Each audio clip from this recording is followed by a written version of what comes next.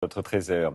On poursuit notre découverte des plus étonnants cafés de France à présent. Alors aujourd'hui, on vous emmène en Haute-Garonne au café Le Bibent. C'est l'un des plus vieux cafés toulousains où Jean Jaurès, figurez-vous, avait ses habitudes. Le goût des cafés, c'est signé Nabila Tabouri avec Apolline Guillerot-Malik.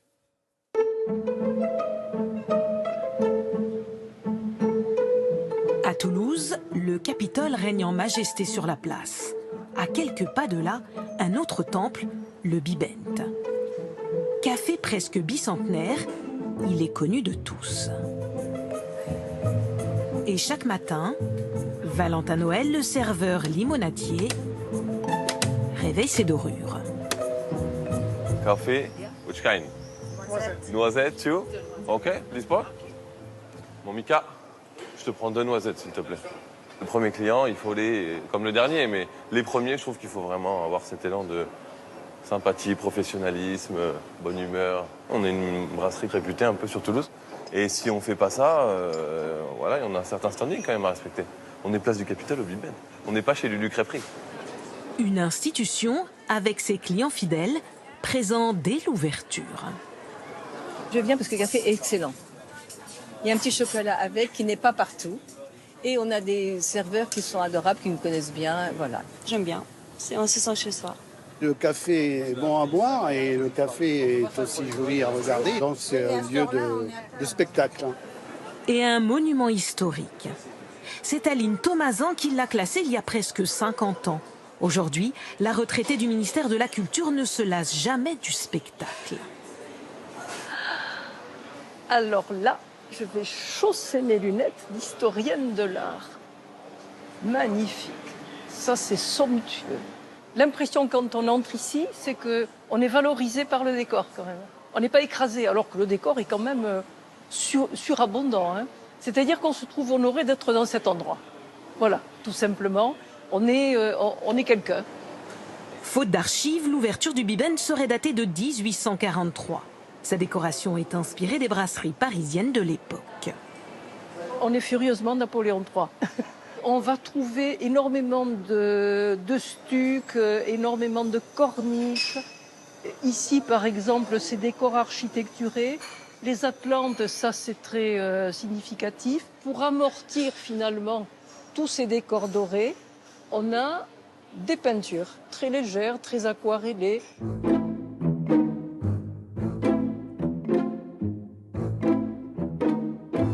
Il a une âme, il a des souvenirs très nombreux dans la population parce que tout le monde est venu au Bibent.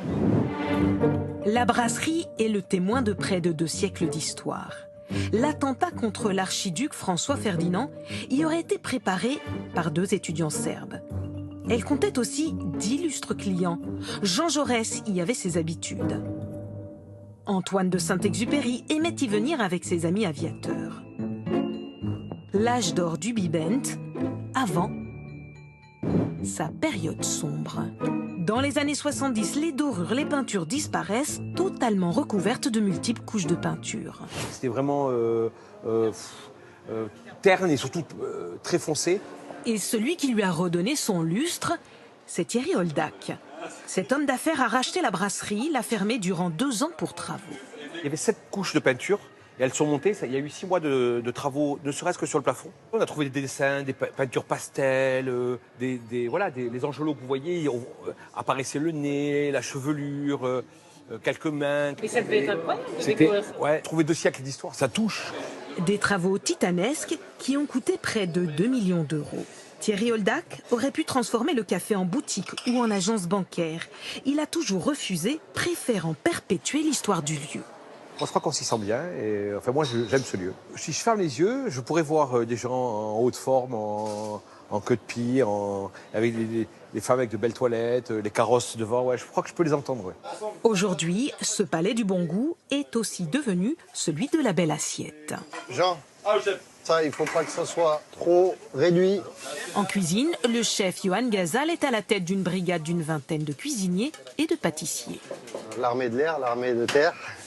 Une rigueur indispensable. Chaque jour, 400 couverts sont servis. Loin d'une cantine à haut débit, ici, chaque assiette est ciselée. Et un cabillaud. C'est Très difficile, mais on y arrive et on s'y a faire et tout le monde donne du sien parce que je pense qu'il y a cette fierté de travailler dans un lieu comme celui-ci. En salle, le ballet des serveurs rythme la journée. Un service à la française qui ravit touristes et habitués. C'est magnifique, on a l'impression qu'on est un peu au Louvre là, avec toutes les peintures partout. Ça fait pas toc, ça fait quelque chose qui a vécu. Je m'y sens bien. Puis en plus, c'est bon. Hein. Manger dans un lieu si magnifique donne encore plus de saveur à mon plat. Je suis juste heureuse là. Atmosphère de jour, ambiance de nuit, à chaque heure le Bibent enchante encore et toujours. Un coup de jeûne réussi pour le plus vieux café de Toulouse. Voilà, et demain la suite évidemment et la fin de cette fabuleuse découverte des plus beaux cafés de France et d'ailleurs.